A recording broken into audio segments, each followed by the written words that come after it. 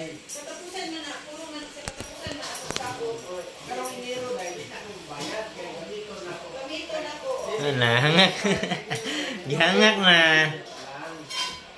Lala. Oh, yan yan. Kung gusto tayo, yan yan siya. Bayro dyan yung Enero. Oh, okay, kaya katulad add-on lang ako. Katong 400 pa. Wala ko yun. Bagay lang. O, Enero, bayro na puganan niya.